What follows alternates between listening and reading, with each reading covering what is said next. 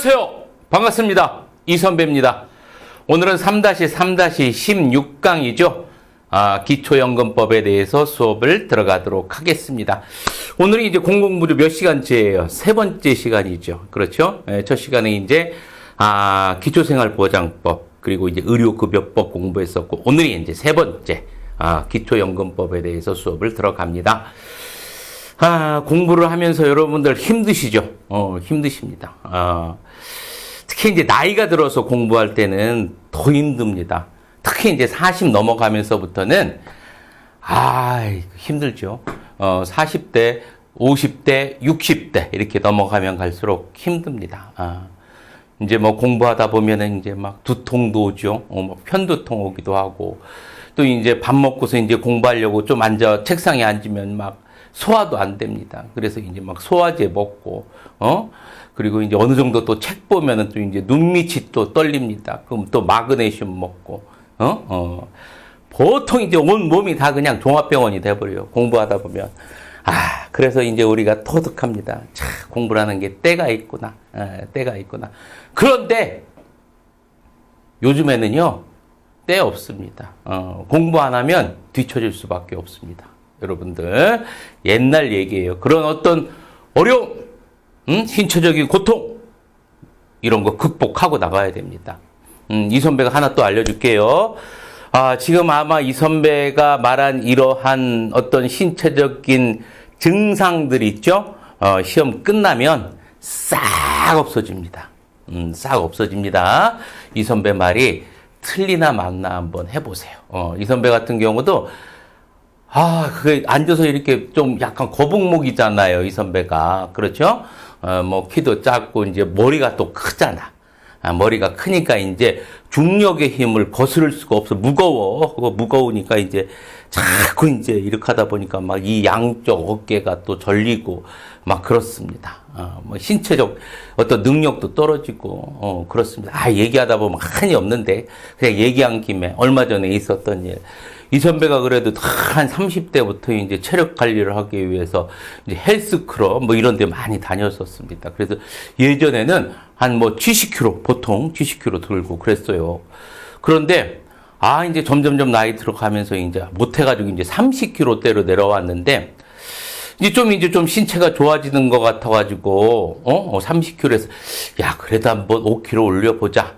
그래가지고 35kg를 올렸어요. 35kg. 올려가지고, 하고, 올리는데, 올리다가, 하면서 왼쪽 어깨가 뻐근해져. 뭐 근육이 이상된 것 같아. 그래가지고 병원 갔죠. 병원 갔더니, 뭐 신경 치료한다고 해가지고, 아마 주사 잔뜩 맞고 왔습니다. 여러분들. 그렇습니다. 그렇다는 거. 그래가지고, 이거 나이에 들면 그 나이에 맞게 순응하면서 살아야 되는데, 이 선배가 너무, 그런 어떤 인생의 기본적인 어떤 법칙에 좀 벗어나서 오버한 것 같아요. 하여튼, 그건 중요한 건 아니고, 여러분들, 지금 공부하면서 나타나는 신체적인 증상들, 시험 끝나면 싹 없어집니다. 알겠죠? 자, 봅니다.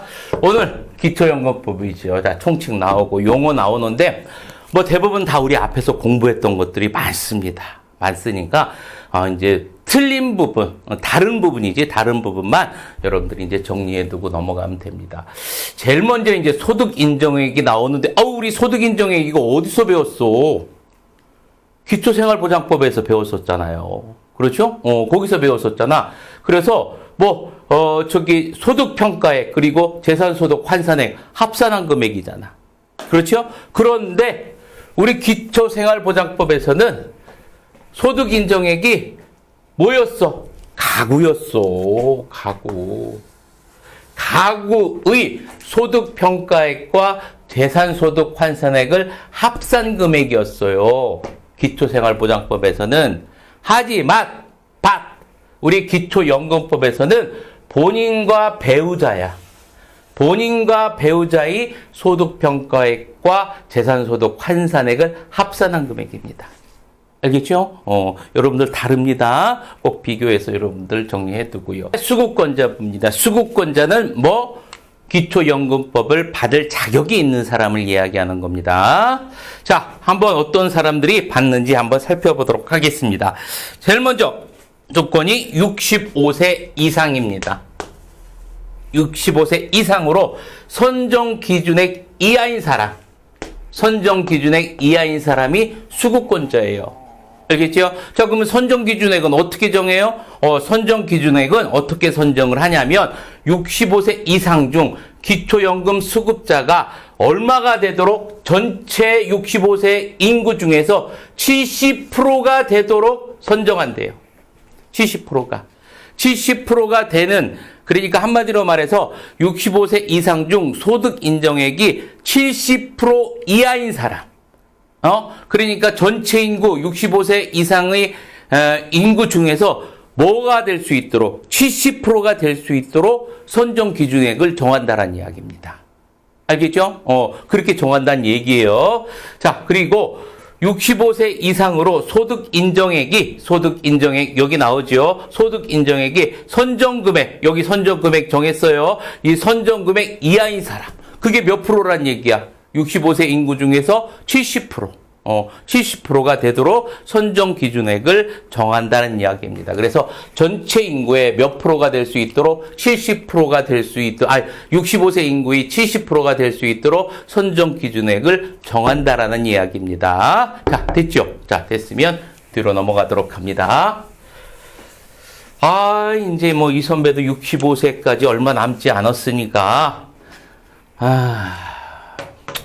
받을 수 있겠죠.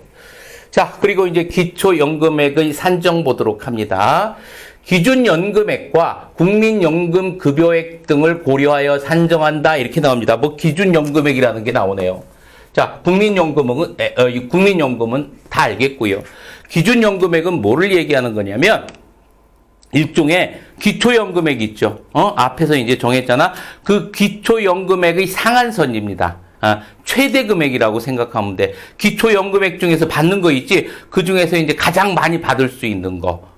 그게 이제 기준연금액이에요.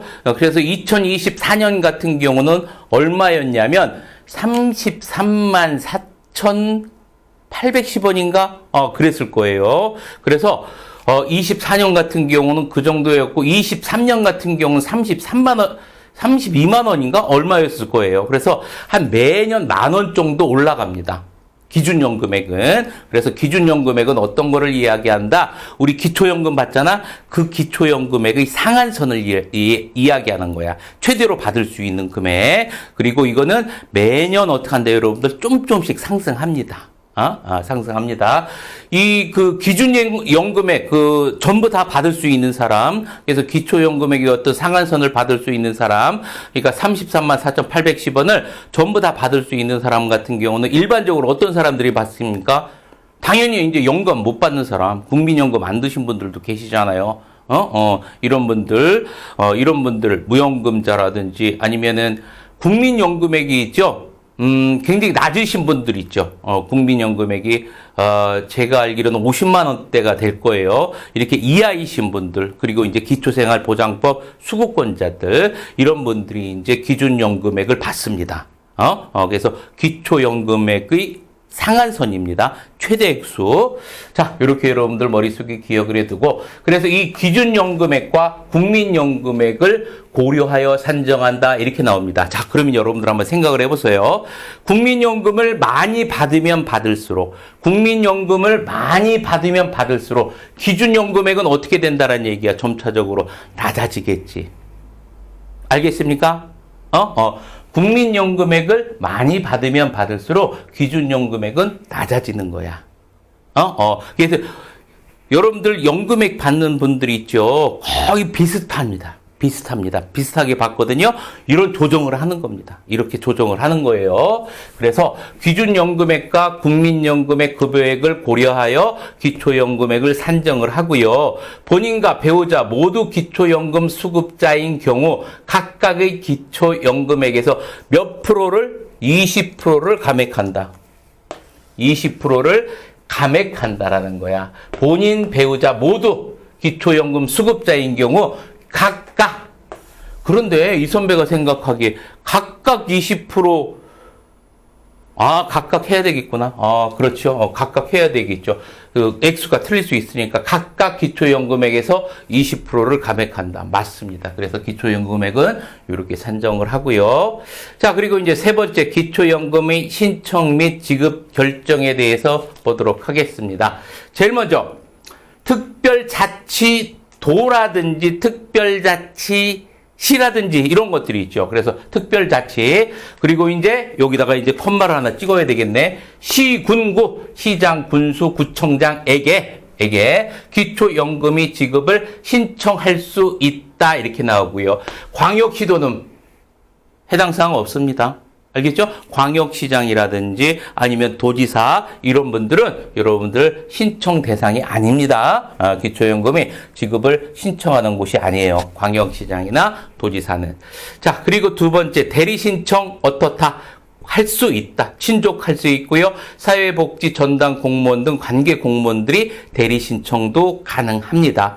자, 그리고 이제 기초연금이 지급은 신청한 날 이 속하는 달부터 지급은 내가 오늘 8월 1일 날 신청했어. 그럼 몇 월 달부터 나오는 거야? 8월 달부터 나오는 거야.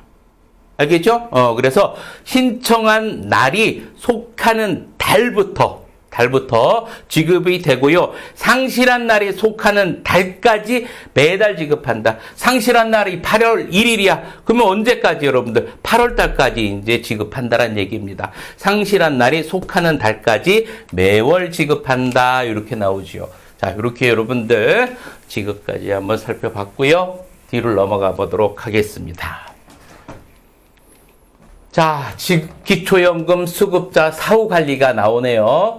자, 기초연금 지급이 정지되는 경우가 있대요. 정지되는 경우. 자, 밑에는 뭡니까? 기초연금 수급권이 상실된 경우가 있네. 상실된 경우. 정지된 경우가 있고 상실된 경우가 있습니다. 어떤 경우인지 한번 살펴보죠. 제일 먼저 정지된 거. 사유가 발생한 날이 속한, 여기부터 보자, 여러분들. 정지되는 경우는 제일 먼저 금고 이상의 형을 받고 수용된 사람들, 아니면 행방불명으로 인해서 사망으로 추정돼, 아직은 확정은 안 됐지만 추정된 경우, 그리고 국외 체류로 60일 이상 체류되는 경우, 체류하고 있는 경우, 이런 세 가지 경우 같은 경우는 이 경우 외에도 또 있을 텐데 일반적으로 시험 나오는 게 이겁니다. 그래서 요 세 가지 경우는 여러분들 기초연금 지급을 정지할 수가 있어요. 정지할 수 있는데 그러면은 어떻게 정지하는지 한번 살펴보도록 합니다. 사유가 발생한 날이 속하는 달이 다음 달이야. 다음 달부터 사유가 소멸한 날이 속하는 달까지. 이거 잘 알아야 됩니다. 시험 문제 잘 치졸하지 마. 자, 다시 한번 봅니다. 여러분들 보세요. 사유가 발생한 날이 속하는 달이 다음 달이야. 만약에 사유가 발생한 날이 며칠이냐? 8월 3일이야. 자, 그러면 정지는 언제부터 시작한다는 얘기야? 9월부터 시작한다는 얘기입니다. 9월부터 시작을 한다는 얘기고, 정지가. 자, 그리고 이제 정지가 끝났어. 9월부터 12월 달이 이제 끝났어. 그러면은 며칠까지? 요 12월까지 끝나는 요 12월, 여기도 3일이라고 해봅시다. 3일, 요 끝날 때, 끝나는 날까지, 끝나는 날이 달까지 어떻게 한다, 여러분들? 정지한다. 요 기간이 무슨 기간이다, 여러분들? 정지 기간이야. 그러면 몇 월 달부터 다시 받을 수 있어요, 여러분들? 다음에 1월 달부터 다시 받을 수가 있겠죠. 무슨 말인지 이해되셨죠? 여기 시험 문제 잘 나와. 그러니까 여러분들 잘 기억해 두세요. 자, 그래서 사유가 발생한 날이 다음 달부터, 그리고 사유가 소멸된 달까지 지급을 정지하는 거예요. 알았죠? 자, 이렇게 기억을 해두고, 자, 이제 상실되는 경우야. 상실되는 경우는 첫 번째 이제 사망한 경우, 두 번째 국적을 상실하거나 국외로 이주한 경우, 이민 간 경우 이렇게 이제 상실되고요. 기초연금은 사망 시 유족급여 없죠. 유족연금 같은 거 없습니다. 자, 그래서 이렇게 여러분들 정리를 해 보았습니다. 뒤로 넘어가 보도록 합니다. 자, 그리고 기초연금 수급권자의 권리를 보도록 하겠습니다. 자, 이제 뭐 문제가 생겼어. 이의신청을 해야 돼. 이의신청을 할 때는 특별자치시, 도지사, 시군, 구청장에게 이의신청을 할 수 있어. 근데 누구한테는 안 돼? 광역시장이나 보건복지부 장관한테는 이의신청을 할 수가 없습니다. 시험 문제 나왔기 때문에 이거 적어주는 거예요. 알았죠? 자, 그렇게 여러분들 정리를 해두고. 자, 그리고 이제 시효봅니다. 수급권자 권리를 몇 년간? 5년간 행사하지 않으면, 아이고, 이거 뭐 먹고 살만한 분이시네? 그렇죠? 먹고 살만한 분이니까 뭐, 굳이 뭐 이러고, 기초연금 없어도 살 수 있으니까 안 받으시겠죠. 행사 안 하겠죠. 그래서 5년이 지나면 시효의 완성으로 기초연금은 여러분들 소멸됩니다. 자, 그리고 이제 기초연금이 어떤 비용 어떻게 이제 분담하는지 한번 살펴보도록 하겠습니다. 국가, 중앙정부가 몇 프로 여러분들? 40%에서 90%까지. 40%에서 90%까지 분담을 하고요. 나머지는 누가? 지자체 조례로 정한다. 그래서 중앙정부가 40%에서 90%까지 여러분들 분담하고요. 나머지는 지자체 조례로 정한다. 이렇게 기억해두고 4번 봅니다. 수급권의 보호, 양도, 이거는 뭐 여러분들 공공부조는 대부분 그렇죠. 대부분 양도나 담보나 압류 안 됩니다. 세 가지 안 되고요. 보건복지부 장관은 기초연금액의 적정성을 평가해야 되는데 몇 년마다 5년마다 적정성을 평가를 해야 됩니다.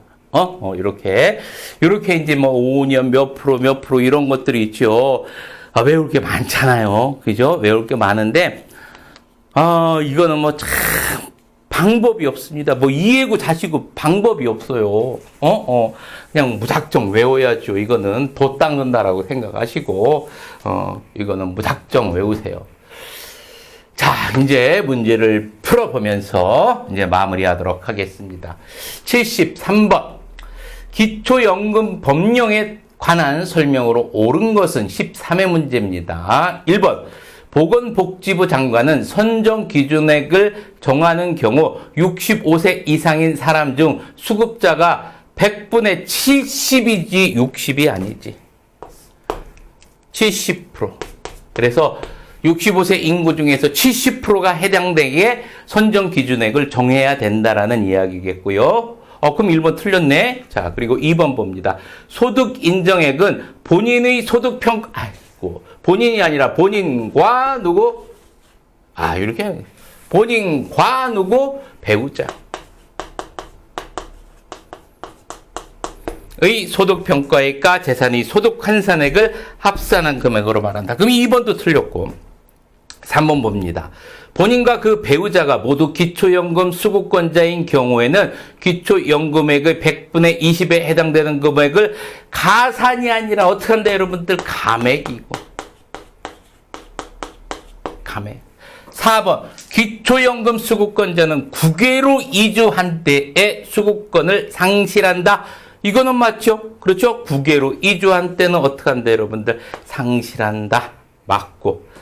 자, 그리고 5번. 기초연금이 지급에 드는 비용은 전부 시도, 시군구가 나누어 부담한다가 아니라 아까 말했었죠. 국가가 40%에서 90% 분담하고 나머지는 지자체의 조례로 정한다. 그지? 자, 그러면 73번의 정답은 몇 번이 되겠습니까, 여러분들? 4번이 되겠죠. 73번 정답 4번입니다.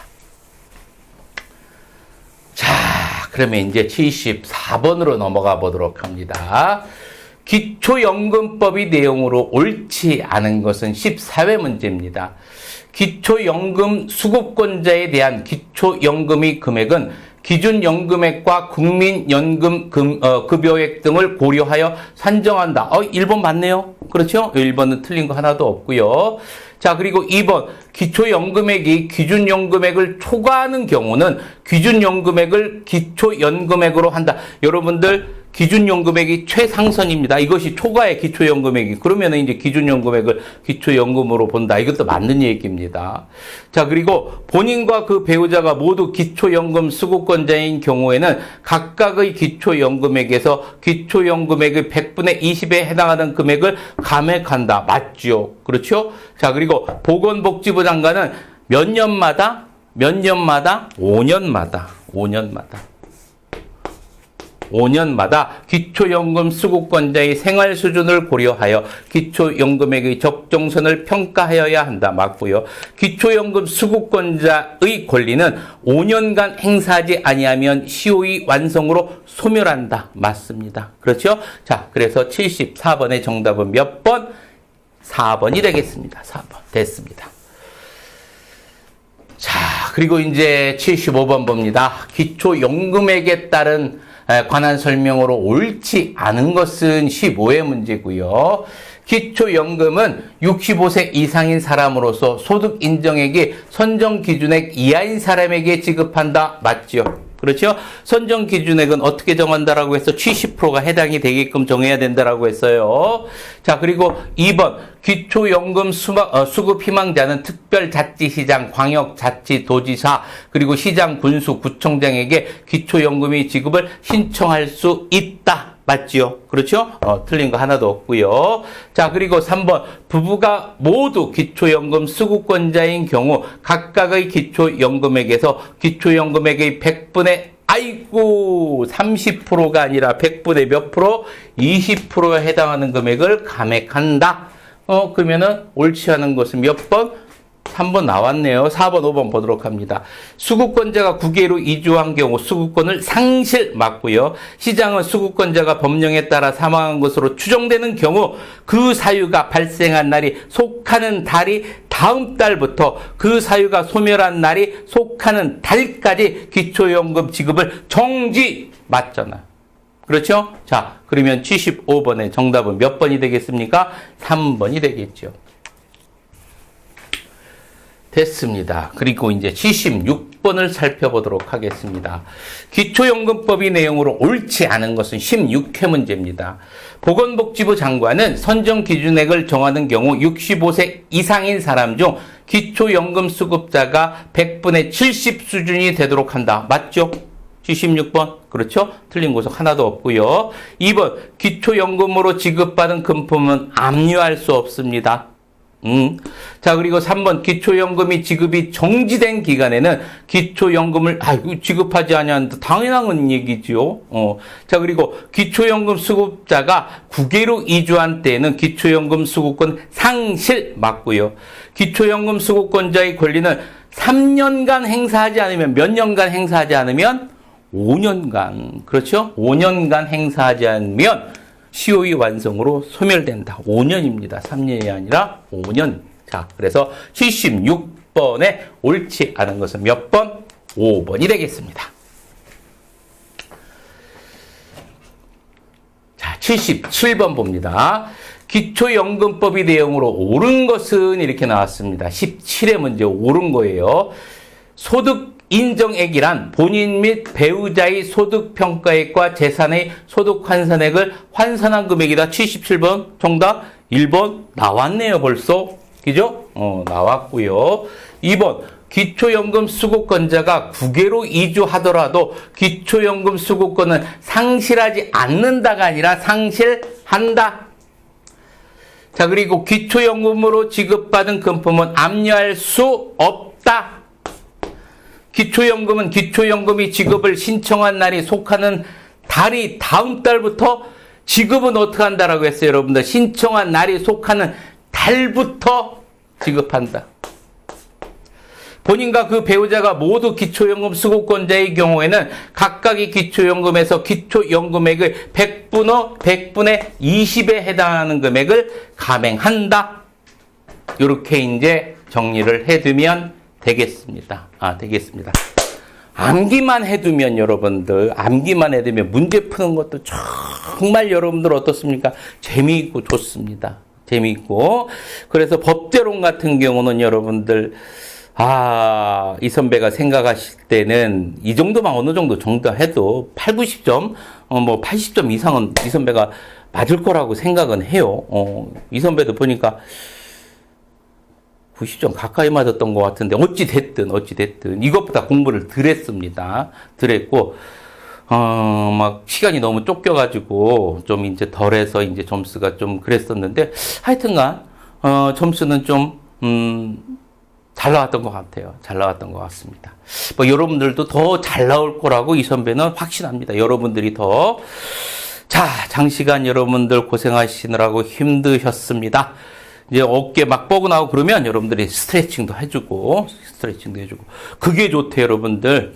슬로우 조깅이라고 해가지고, 이렇게 이제 앞발로 이렇게 걷는 거, 이렇게 하면, 이 선배도 해봤는데, 온몸에 쫙 땀도 나고, 뭐, 저녁에 잠도 잘 오고 막 좋습니다, 여러분들. 한번 해보세요. 슬로우 조깅 같은 거. 자, 됐습니다, 여러분들. 이제, 오른손 들고, 파이팅 하면서 이 시간 마치도록 하겠습니다. 자, 파이팅!